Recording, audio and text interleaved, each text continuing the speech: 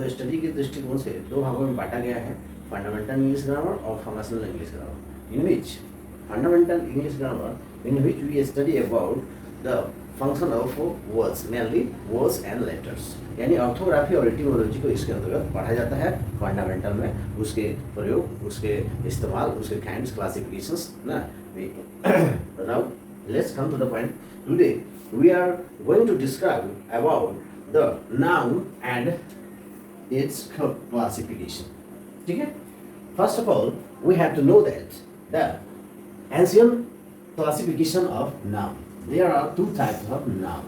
One is the called concrete noun and the second is the abstract noun. Concrete noun is the noun in which we know about the our sense organs.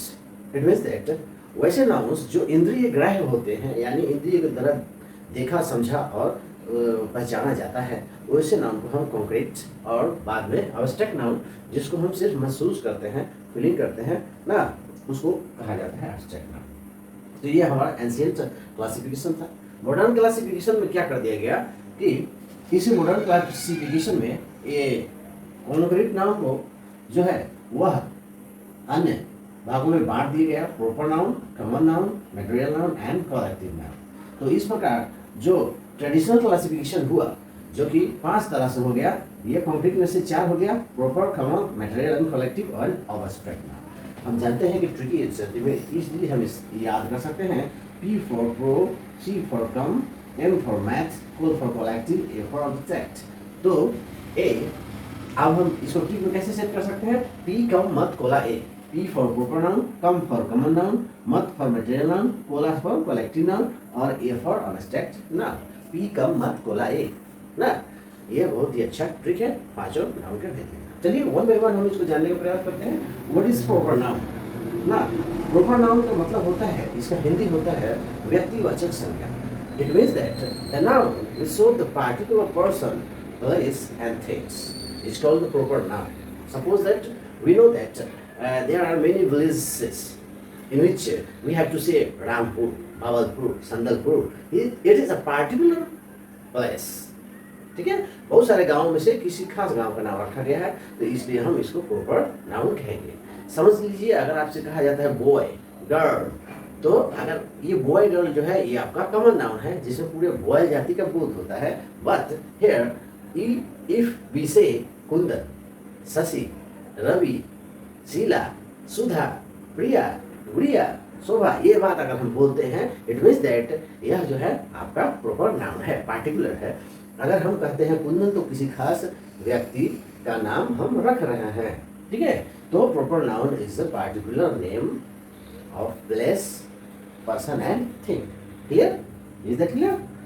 अब हम आते हैं common noun की बात करते हैं। तो common noun की बात करने से पहले प्रॉपर नाउन का एक इंपॉर्टेंट चीज जान लीजिए। करेक्ट, जो proper noun is always begins with a capital letter. Whatever the words is in the beginning of a sentence or in the end or in the middle. अगर किसी शब्द के शुरू में, बीच में या अंत में ही कोई प्रॉपर नाउन रहता है, तो उसका स्टार्टिंग जो होता है वो हमेशा कैपिटल लेटर से ही होता है। इसका विशेष ध्यान देंगे, ये बहुत इंपॉर्टेंट है। एक और चीज आता है कि प्रॉपर नाउन के साथ कोई आर्टिकल का प्रयोग नहीं किया जाता है। एन आर्टिकल तो नहीं किया जाता है, द आर्टिकल विशेष कंडीशन में किया जाता है ना। तो ये एन का प्रयोग, जैसे अगर कहा जाए कि this is a Ram, this is not correct. अगर हम कहते हैं I am a Kundan, this is not correct.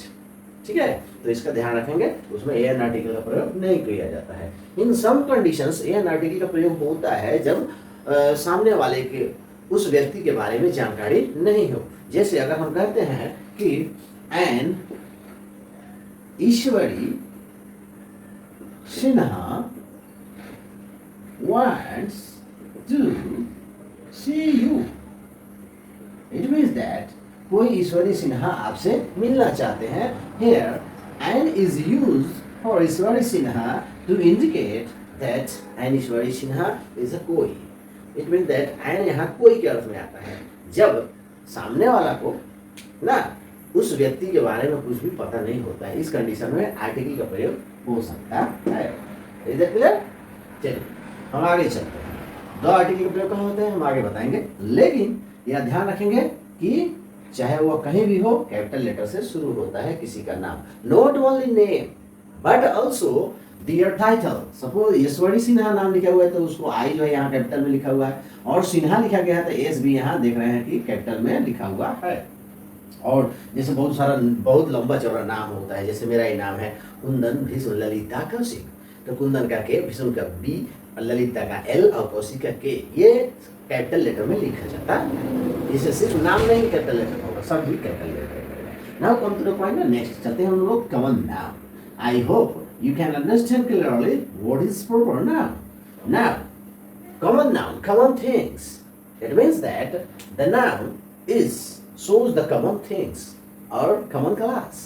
एक किसी जाति, किसी कॉमन वस्तु के बारे में अगर एक का नाम रखने से बहुतों का बोध होता है ना, बहुतों का बोध मतलब उसमें सारे शामिल हो जाते हैं, एक the same kind and same class, तो कॉमन थिंग्स में आ जाते हैं कॉमन नाउन।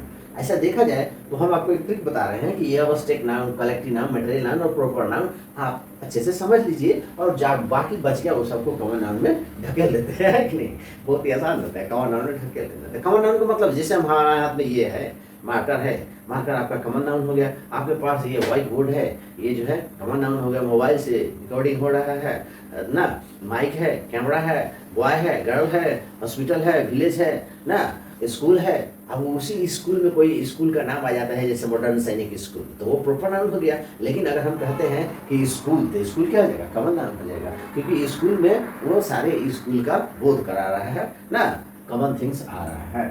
ठीक है, तो इसके अंतर्गत हम देखते हैं। तो कॉमन नाउन में क्या होता है कि इसमें इंपॉर्टेंट चीज है कि कभी कभी द आर्टिकल के साथ जो प्रॉपर नाउन प्रयोग कॉमन नाउन के रूप में भी होता है, जब उसके गुणों की तुलना किसी और से की जाती है। जैसे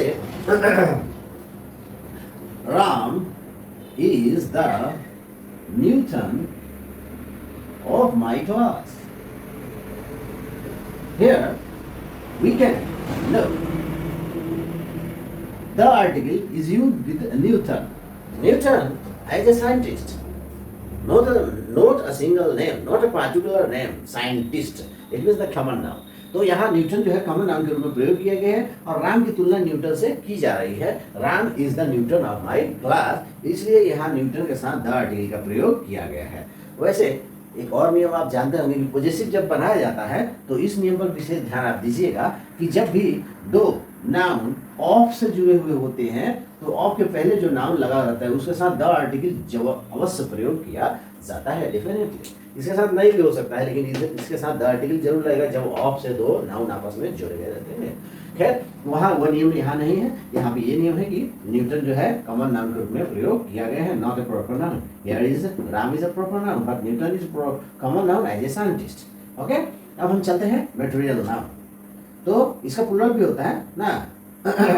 अब अब हम प्रॉपर नाउन में कभी कभी कहते हैं कि भाई हमारे गांव में 3 राम बाबू हैं, हमारे गांव में 3 कामेश्वर सिंह हैं, तो 3 कामेश्वर सिंह, तो उसका भी प्लूरल बनाया जाता है, प्रॉपर नाउन का भी प्लूरल बनाया जाता है। लेकिन उसमें हम क्या कर देते हैं कि सिर्फ एस लगा करके छोड़ देते हैं, छोटा वाला एस लगा कर ना। कहीं कहीं कोई राइटर जो है, कोई ग्रामीण जो है बस एस लगा करके उसको प्लूरल बनाने का काम करते हैं। Now come to the point material noun. Material means matter, matter means पदार्थ, पदार्थ मतलब सब्सटेंस ना, जिसको हम नाप जोख या तौलते हैं, मार्केट में खरीदते हैं, उसको वो मटेरियल नाउन के अंतर्गत आता है। जैसे आप दूध खरीदते हैं तो लीटर से खरीदते हैं, उसको क्या करते हैं, माप करके लेते हैं ना। तो कपड़ा खरीदते हैं, मीटर में माप करके लेते हैं, तो ये मटेरियल नाउन के अंतर्गत आ जाते हैं।